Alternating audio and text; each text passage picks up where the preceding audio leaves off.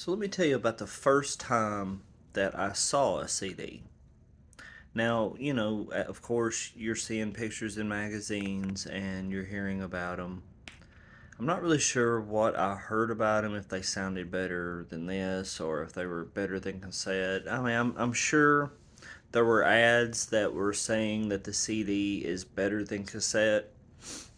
I seem to remember something like that. But I lived in a small town and we didn't have CDs here. I remember it was a big thing one day we drove by Sonic and somebody had a CD on their rearview mirror, kind of like an air freshener. I was like, man, that's super cool. I wonder what CD he didn't like. I think we were about an hour out of my town, my little town, and I can't remember what we saw first. I can't remember in what pecking order, but I do know the first two CDs that I saw and owned were used copies. You would walk into a CD shop or a record store, kind of like now. You'll have certain vintage items that are just cost more.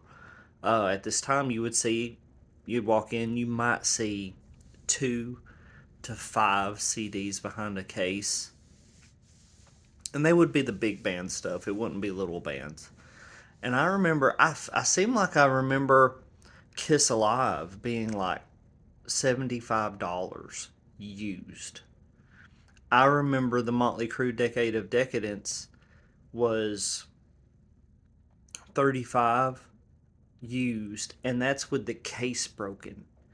And around here, 3 second skip and stuff like that has not even come out yet. Like the anti skip was not even a thing. Because I remember it was like a gradual thing: 2 second anti skip, 3 second. Um, I remember seeing a CD, and then you're bought into that. Wow, I better pay triple for this CD because I don't see them. I don't see them anywhere. We used to get bootlegs. We had a really good video, we still have a really good video store here locally, and they also owned a music shop. So they had people that they knew, and they would get these bootleg CDs. And I remember buying bootlegs on CDs and interviews on CDs, and I remember buying Carnival of Souls, Kiss's Carnival of Souls on CD. And then, they did the remasters. You had to buy all the remasters. Laser discs. I did see laser discs. I was in school. Can't remember what grade, second, third, something like that. And I remember them bringing in a movie. I can't remember which movie it was. And I remember it being this big thing, like, look what the school system purchased. Big discs. And I'm like, wow, this is interesting. I think you had to put it in and load it.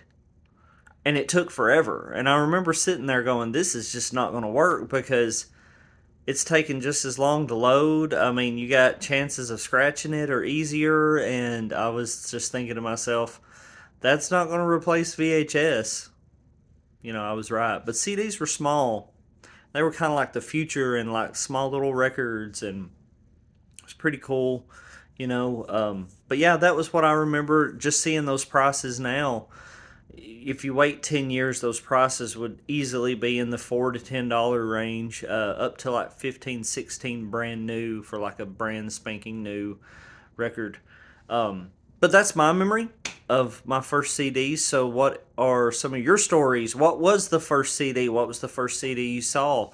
Uh, like I said, Decade of Decadence and Kiss Alive, the double disc. That's why it cost so much, because it was 2 CDs.